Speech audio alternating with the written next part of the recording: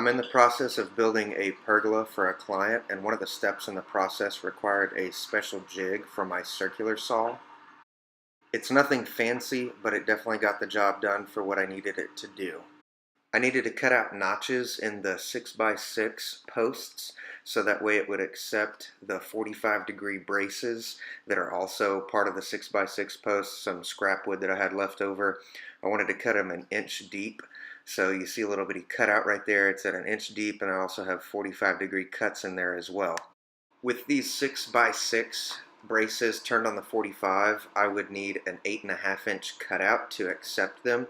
My circular saw is just about 6 inches wide, so if I were to try to make a lot of cuts in the middle and then I guess use it as a planer to cut some material out, my circular saw will basically just fall right through. So I needed something to support all the way across that entire span of 8.5 inches, so pretty much on the left side of the saw and then on the right side as well.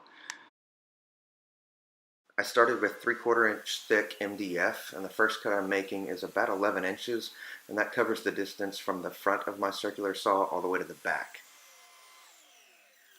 In order to get accurate cuts with this jig, I wanted to make sure I had a really square edge, so here I am taking off just about an 1/8 inch or so from the end.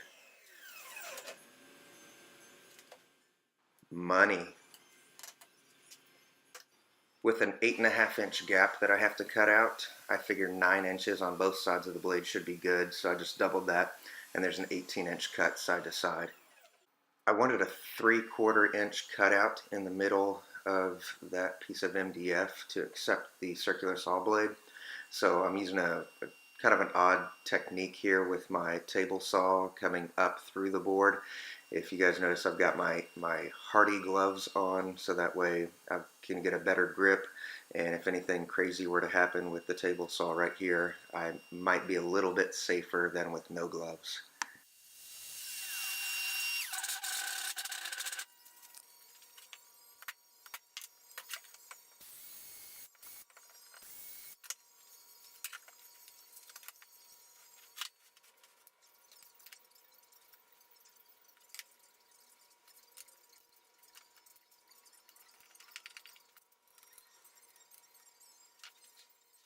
Here's the finished product with the circular saw attached to my MDF jig.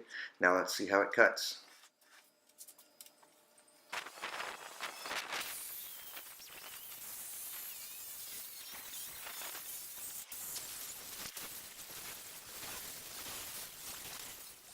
I started to experience some issues with how the saw was cutting right around this spot.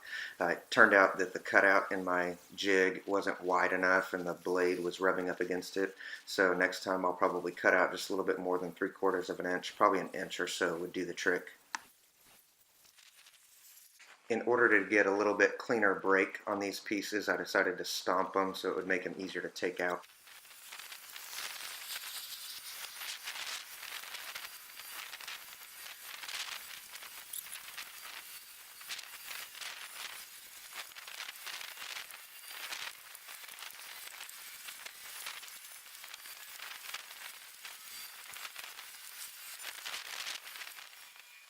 The best use of this jig is this step right here, where I get to use it as kind of like a planer and cut out the little bitty pieces that didn't quite come out when I stepped on them and chiseled them out.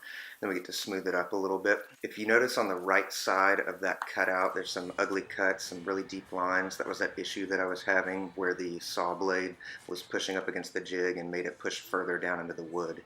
If you enjoyed this video or found it just a little bit useful, please give it a thumbs up and subscribe to the channel for more updates on current projects that I'm working on, or any ideas that I may have that might make this whole woodworking thing a little bit easier. And as always, thanks for watching.